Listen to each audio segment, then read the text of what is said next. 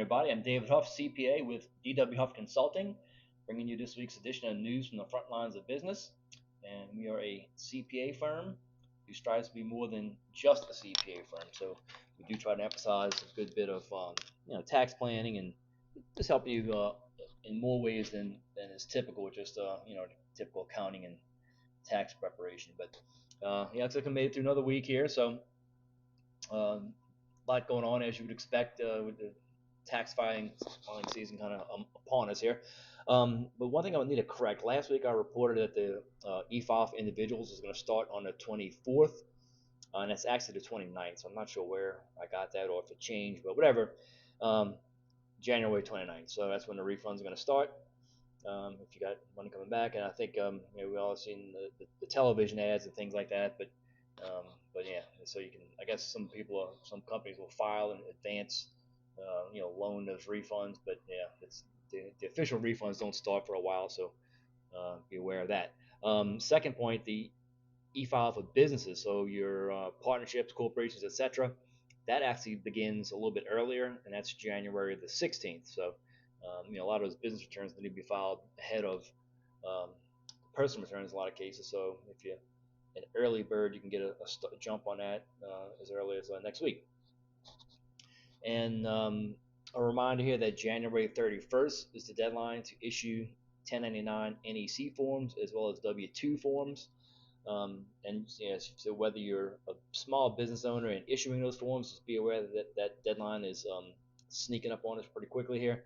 And if you're expecting to receive those forms in order to file your returns, you don't expect to see them anytime much earlier than that. I think most people are still in the process of processing them, so you may or may not get them early, but you definitely should not see much stuff coming in after that that first week of February. So all right, so topics for the week here. First up, the child tax credit. So be aware of that. There was some news that was posted that there are some negotiations currently going on in Congress right now, and possibly that child credit. So currently it's at $2,000 per qualified child. There are some other issues regarding refundable versus non-refundable, as well as the possibility of increasing it. So there are some negotiations taking place, and there's some acts that are about to get passed, and some of the give and take may affect this child credit, which is something that seems to be supported pretty heavily by the Democratic side of things. And so we'll see. So be aware of that. So even though this filing season hasn't quite started yet, there's a possibility that the forms may get delayed if you have child tax credits. So be aware of that.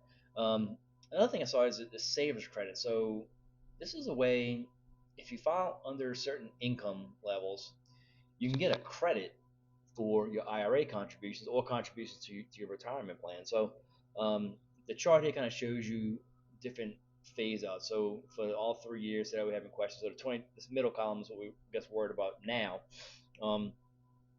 But the credit caps at $1,000.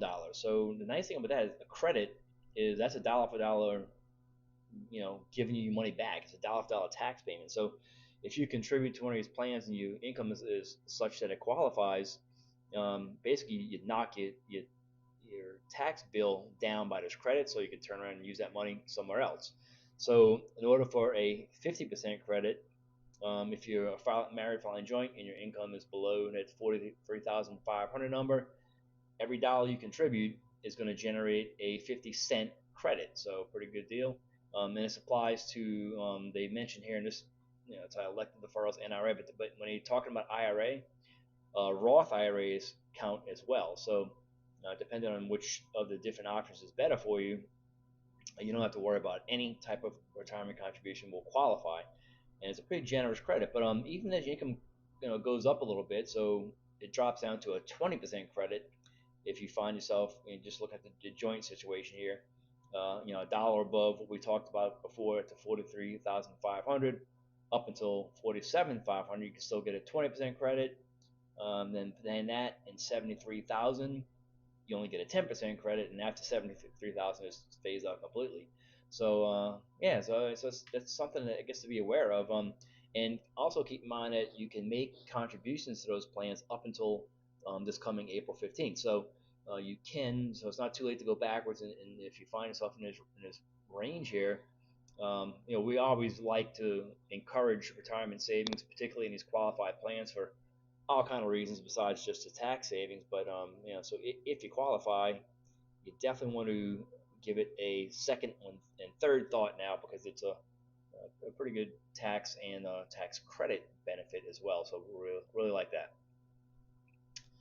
All right, passive options for real estate investing. So we talked about this a little bit a few weeks ago, and it came up again in the conversation.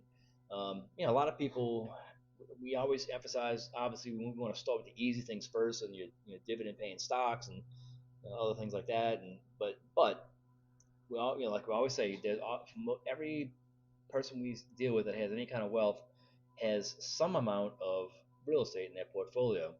So, but not everybody wants to deal with owning a rental property and having to deal with tenants and evictions and repairs and the things that just kind of go with the territory. So, despite it being a good way to make money, some people just don't want to go down that route. So, I just listed a couple hands-off options for you that you may not have considered.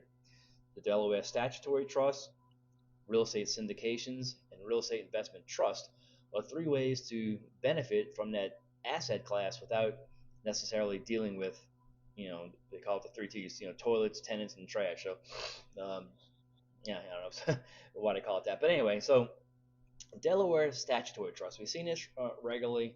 I've seen it with some clients who had property that they want to get out of. So if you want to get out of it and you want to do a like kind exchange and not have to worry about any tax benefits, this Delaware Statutory Trust really kind of jumps out as the preferred go-to there. So if you have some property and you're trying to get out of it, this is a way to do it. You can sell that stuff off, get out of it, and get into this trust. And what happens here is that the people who manage this trust for you, they'll take your proceeds, they'll pull together with a handful of other investors, and they'll usually invest in some commercial real estate somewhere. And it's usually a pretty well diversified portfolio is what I've seen.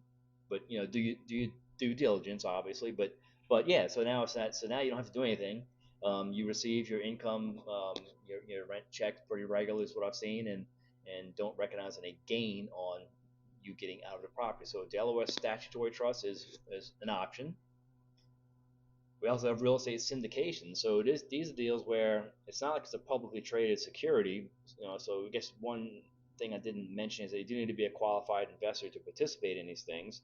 Um, but these are private managers who will pull together money from multiple people, and you can go active or passive. But I've always seen it as a more passive. And these people who have knowledge of certain real estate markets will raise capital and use that to generate enough money to put together a portfolio. And same thing, it's hands off. So you contribute your money to the fund. You're not dealing with tenants in any direct manner.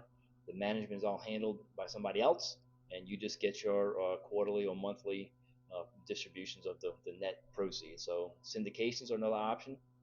Reach out to us if you need help finding one. We have multiple options that we've seen in the past that we're aware of.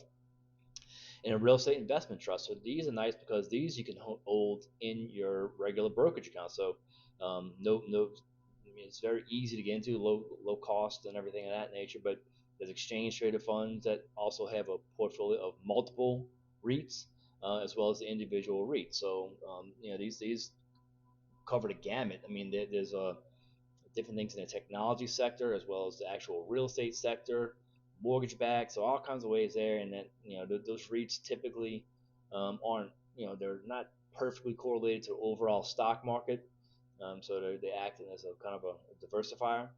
But once again, hands off, pretty decent yield because those REITs are required to distribute a certain amount of money in order to qualify as a REIT and not have to pay taxes on their income. So the cash flow is usually pretty good on a REIT. So three options there. So there's ways to get into real estate without really I guess managing real estate and doing it the traditional way.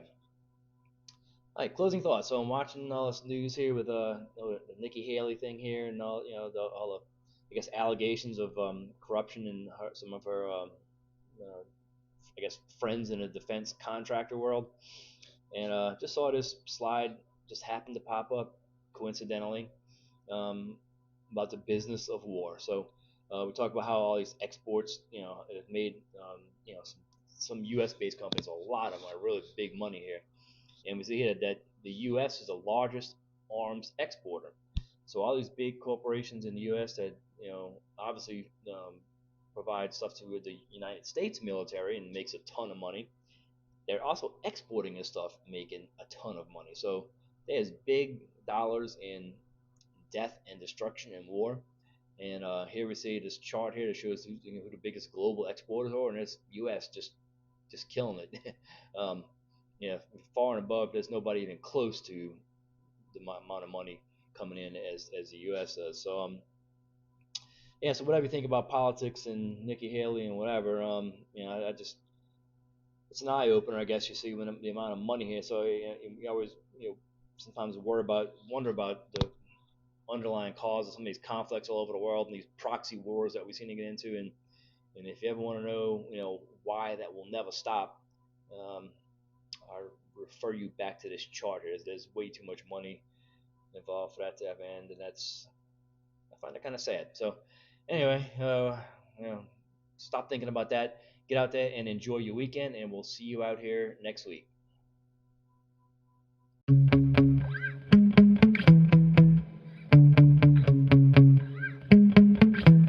Yeah.